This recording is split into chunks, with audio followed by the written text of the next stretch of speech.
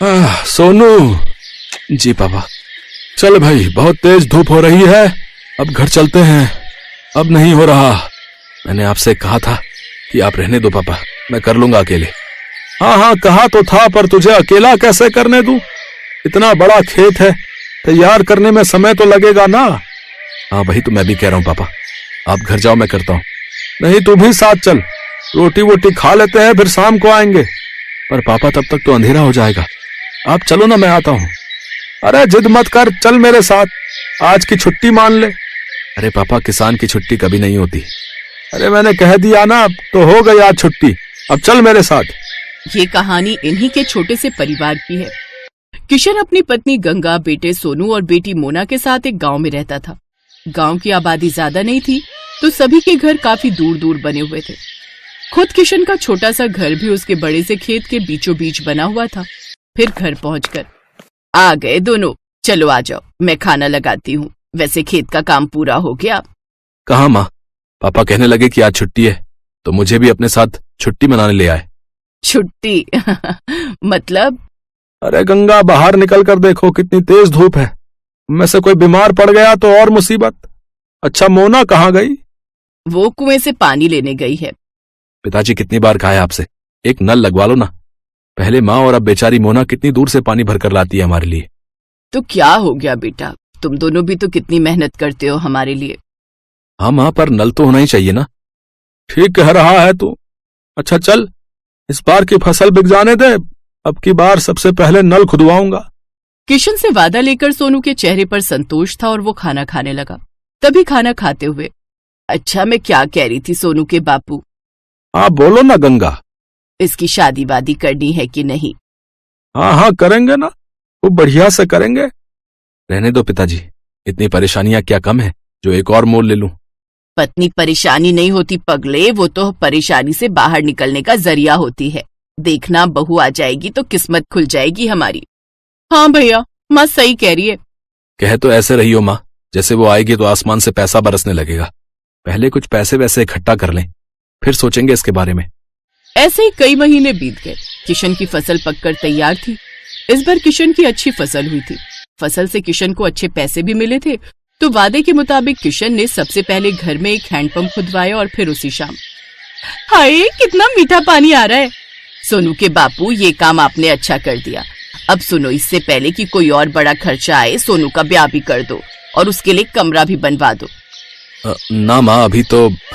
चुप कर, तूने कहा था ना कि पहले नल फिर बहू। ले, अब लग गया नल, अब तू कुछ नहीं बोलेगा। माँ की बात सुनकर सोनू चुप हो गया। फिर उस दिन से ही गंगा और किशन ने सोनू के लिए लड़की देखना शुरू कर दिया। और फिर क्या हुआ माँ, बात बनी? हाँ बन गई भाई, मुझे तो लड़की बहुत अच्छी लगी। राधिका नाम है उसका, पढ़ने लिखने में बहुत तेज है। पर क्या माँ? उसके बाबा की तबीयत सही नहीं रहती, माँ है नहीं, लेकिन मुझे तो बहुत अच्छी लगी। देखने में भी बड़ी प्यारी है। हाँ, और मुझे तो बहुत समझदार भी लगी। हम तो हाँ कर आए हैं, अब तो शादी की तैयारी करो भाई। कुछ दिनों के बाद सोनू की शादी राधिका से हो गई। राधिका ने ससुराल आते ही घर का सारा काम संभाल लिया। इस छोटे से परिवार में खुशियां ही खुशियां थी। फिर एक दिन, माँ जी, अपना गांव तो बहुत छोटा है, यहाँ तो कुछ ही घर दिखते हैं। हाँ बेटा, शुरू से ऐसा ही है ये गांव। राम राम सबसे है, लेकिन किसी से कोई ज्यादा मतलब रखता नहीं है। सब अपनी अपनी खेती करते हैं और खुश रहते हैं। माँ जी, हाईवे कहाँ को जाता है? दिल्ली की तरफ जाता है बिटिया। आप कभी गई हो दिल्ली? हाँ, एक बार तेरे बापू ले गए थे मेरे इलाज के लिए। बहुत चौड़ी सड़क है भाई, बस वाले ने सर्र भगा दी बस। इसका मतलब दिल्ली ज्यादा दूर नहीं है यहाँ से। हाँ, पर तू क्यों पूछ रही है? नहीं नहीं, कुछ नहीं, बस ऐसे ही। गंगा समझ नहीं पा रही थी कि राधिका के मन में क्या खिचड़ी पक रही थी। ऐसे ही वक्त बीतता गया। फिर एक दिन किशन और सोनू सिर पकड़े बैठे थे, तभी राधिका चाय लेकर आई। क्या हुआ पापा, कोई परेशानी है क्या? हाँ बेटी, इस बार बड़ी विपत्ति आन पड़ी है। अब की बार बारिश बहुत कम हुई है, सारी फसल सूखने लगी है। बेचारा सोनू नल से बाल्टी भर भर कर फसल सींच रहा है, ताकि हमारे परिवार के लायक तो कम से कम अनाज निकल ही आए। पर पिछले साल तो खूब बारिश हुई थी। हाँ राधिका, तब इतनी बारिश हुई थी कि आधी फसल गल गई थी। खेती किसानी की यही समस्या है, बारिश कम हो तो दिक्कत और ज्यादा हो जाए तो दिक्कत। भगवान जाने क्या होगा आगे। मोना की शादी भी तो करनी है और जब पैसे ही नहीं जुड़ेंगे तो फिर कैसे होगा सब। भरोसा रखो गंगा, सब ठीक हो जाएगा। अपने परिवार को परेशान देख राधिका भी दुखी हो गई। वो अब अपने परिवार की मदद करने के बारे में सोचने लगी और फिर, पापा एक बात कहनी थी आपसे। हाँ बेटा बोलना, क्या बात है? मोना की शादी के लिए कितने पैसे चाहिए आपको? क्यों, ऐसा क्यों पूछ रही है बेटी? बताइए ना पहले। कम से कम 5 लाख तो होने ही चाहिए। 3 के आसपास तो जमा है बैंक में, लेकिन 2 लाख का इंतजाम कैसे होगा पता नहीं। मेरे पास एक उपाय है, अगर आप लोगों को ठीक लगे तो। हाँ हाँ बोलो ना राधिका। देखिए, आजकल ना ये शहर वालों को फार्म हाउस वेडिंग और फार्म हाउस पार्टी का बड़ा चस्का है। हमारा खेत हाईवे से लगा हुआ है, दिल्ली भी दूर नहीं है, तो बस हमें हाईवे से खेत तक का रास्ता ठीक करना है, लकड़ी से खेत की बाउंड्री करनी है और कुछ चारपाइयां और सजावट का काम करना है और एक अच्छा सा नाम सोचकर एक बोर्ड लगाना है। बेटा मुझे तेरी बात कुछ कुछ समझ में आ रही है, इस सब के लिए पैसे कहाँ से आएंगे? वो 3 लाख रुपए हमारे काम आएंगे और अगर धंधा चल निकला तो मोना की शादी हम धूमधाम से करेंगे। मुझे भी ये आइडिया बढ़िया लग रहा है। अगले ही दिन से पूरा परिवार राधिका के कहने पर काम में जुट गया। हाईवे से लेकर खेत तक बढ़िया टाइलें लगा दी गई, लकड़ियों से खेत की 4 दीवारी कर दी गई और फिर खेत अच्छे से साफ कर उसमें घास उगाकर जगह जगह सुंदर चारपाइयां लगा दी गई। फिर खेत के बीचों बीच एक सुंदर और बड़ी सी खुली झोपड़ी बनाई गई। पूरे परिवार ने जमकर मेहनत की। फिर अगले ही दिन, हेलो, मेरा नाम राहुल है, मैं दिल्ली से आया हूँ। ये रिजॉर्ट पहली बार देखा, क्या परसों शाम के लिए स्पेस अवेलेबल है? हाँ हाँ जी बिल्कुल। क्या फंक्शन है? मेरे बेटे का बर्थडे है, केटरिंग मैं खुद देख लूंगा, बस मुझे ये जगह अच्छी लगी। मेरा बजट 20,000 का है, बोलिए आपको चलेगा? जी हाँ बिल्कुल। थैंक यू सो मच, ये लीजिए 10,000 रुपए एडवांस। राधिका का प्लान काम कर रहा था। 2 दिन बाद राहुल ने अपने बच्चे का बर्थडे खूब अच्छे से मनाया। राधिका और उसके परिवार ने पूरे खेत को गुब्बारों और रोशनी से सजाया था। ऐसे ही धीरे धीरे लोगों को गंगा के रिजॉर्ट के बारे में पता चलता गया और लोग आते गए। अब तो राधिका और उसके परिवार को काम से फुर्सत नहीं थी। फिर ठीक 2 साल बाद, भैया खाना जल्दी लगाओ, बारात आने वाली है। जी मैडम, अभी लगाता हूँ। ओहो, मोना तैयार हुई कि नहीं? मोना मोना आ जाओ भाई। देख रही है राधिका अपनी ननद को? हाँ माँ, परी से कम नहीं लग रही है। सब आपकी वजह से है भाभी, मेरी नहीं हमारी वजह से। और सुनो, अपने पहले बच्चे के पहले बर्थडे के लिए अभी से बुकिंग कर लो इस रिजॉर्ट की, क्या पता तब ये स्पेस खाली हो या ना हो।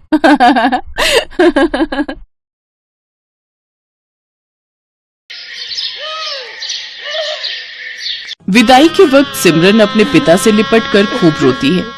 बाबा बाबा, मुझे आपकी बहुत याद आएगी, अब मैं कैसे रहूंगी आपके बिना। बेटी, जब भी तेरा मन करे तो आ जाना, ये घर हमेशा तेरा ही रहेगा। जा बेटी, अब अपनी माँ से भी मिल ले। माँ, मुझे आपने जो भी प्यार दिया उसके लिए शुक्रिया। अब ज्यादा ड्रामे मत दिखाओ और अब जा यहाँ से। ये कहकर रमोला उसे धक्का देते है कि तभी उसका पति नैतिक उसे संभाल लेता है। क्या हुआ, तुम गिर कैसे गई? वो लहंगा पैर में अटक गया था, बस इसी वजह से। फिर सिमरन अपने मन में सोचती है, अच्छा हुआ माँ को धक्का देते हुए किसी ने नहीं देखा। मैं हमेशा माँ के प्यार के लिए तरसती रही, लेकिन उन्होंने मुझे कभी प्यार नहीं दिया। फिर सिमरन ब्याह कर घर आ जाती है। उसकी सास ने उसके स्वागत में गुलाब के फूल बिछाए होते हैं। साथ ही वो बड़े प्यार से उनकी आरती उतारती है और गिफ्ट में उसे सोने का हार देती है। ये ले मेरी प्यारी बहू, तेरा सगुन। बहू, अब से ये घर तेरा है और हम सब भी।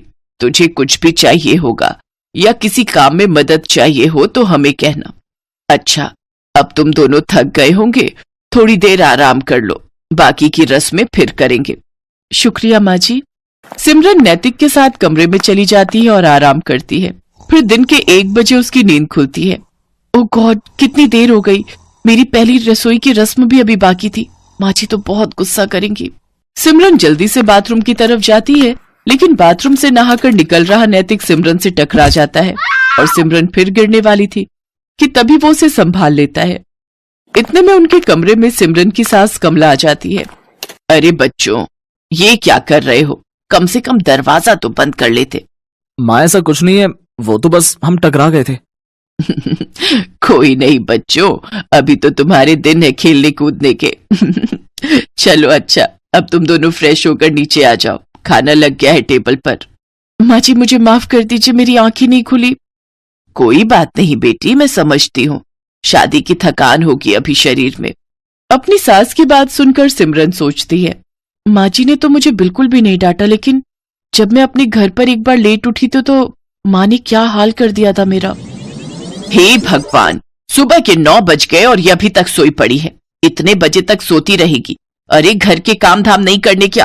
तेरे पापा का टिफिन और घर की साफ सफाई कौन करेगा? चल अब उठ। माँ मेरी तबीयत ठीक नहीं और बुखार सा भी लग रहा है। तू ऐसे नहीं मानेगी। रमोला बस भी करो, आखिर तुम कितना कठोर बनोगी मेरी बेटी के साथ। मैं जानता हूं कि तुमने उसे जन्म नहीं दिया, लेकिन कभी तो उस पर झूठी ममता दिखा दिया करो। आप चुप रहिए जी, मैं जो कर रही हूँ इसकी भलाई के लिए कर रही हूँ। कल को ये ससुराल जाएगी, वहां बीमार होगी तो क्या वो इसका बहाना सुनेंगे? नहीं ना, अभी से इसे तैयार कर रही हूँ। ठीक है, लेकिन उस बेचारी के साथ जरा ठीक से पेश आया करो, आखिरकार वो हमारी इकलौती बेटी है। तभी नैतिक सिमरन से कहता है, सिमरन कहाँ खो गई? चलो तैयार हो जाओ। हाँ हाँ। कुछ देर बाद सिमरन तैयार होकर नीचे आ जाती है, जहां उसकी सास उसकी नजर उतारती है। थू थू थू थू, मेरी बहू को किसी की नजर ना लगे। मेरी प्यारी बहू, अब खाना खा ले। वो सब मिलकर खाना खाते हैं। फिर सिमरन प्लेट उठाने लगती है तो उसके हाथ से एक प्लेट नीचे गिर जाती है और टूट जाती है। अब माँ जी मुझे माफ कर दीजिए, वो मैं कोई बात नहीं बहू। अरे क्या हुआ बहू, तू इतना घबरा क्यों रही है? कुछ भी तो नहीं हुआ। बर्तन है, टूट गया तो क्या दूसरा आ जाएगा? नहीं नहीं माँ जी, वो मैं सचमुच, मुझे माफ कर दीजिए। मैं बहुत गड़बड़ करती हूँ, मुझे मत जलाइए, मत मारिए। करम जली, तूने ये नया कप तोड़ दिया, मेरा नुकसान कर दिया। अब देख मैं क्या करती हूँ। रमोला चूल्हे में से गरम लकड़ी निकालकर सिमरन के हाथ पर लगा देती है। सिमरन जोर जोर से चिल्लाती है, मत जलाइए मुझे, मत जलाइए। नैतिक जल्दी से सिमरन को गले से लगा लेता है। क्या हुआ? कौन जला रहा है तुम्हें? बहू क्या हुआ मुझे बता। माँ जी एक बार मुझसे ऐसे किसी का कप टूट गया था तो उसने मुझे जला दिया था। लेकिन हम तुझे ऐसी कोई सजा नहीं देंगे। तू मेरे पास आ और मेरे गले लग जा। मेरी बच्ची, यूं घबराते नहीं। ऐसे ही दिन गुजरते हैं। कमला अपनी बहू को बहुत प्यार करती थी। वो उसे किसी भी गलती के लिए डांटती नहीं थी, वो उसे प्यार से समझाती थी। कमला अपनी बहू के लिए कुछ न कुछ खाने के लिए बाजार से लाती रहती या नए नए कपड़े उसके लिए बनवा देती। अपनी सास का ऐसा प्यार देख सिमरन की आंखें खुशी से भीग जाती थी। ऐसे ही एक रोज कमला सिमरन की पसंद का गाजर का हलवा बनाती है और उसे अपने हाथों से खिलाती है, तो सिमरन की आंखों से खुशी के आंसू बहने लगते हैं। ये देख कमला सिमरन से कहती है, बस बहू बहुत हुआ। मैं जब भी तुझे ज्यादा प्यार देने की कोशिश करती हूँ तो तेरी आंखों से आंसू बहने लगते हैं।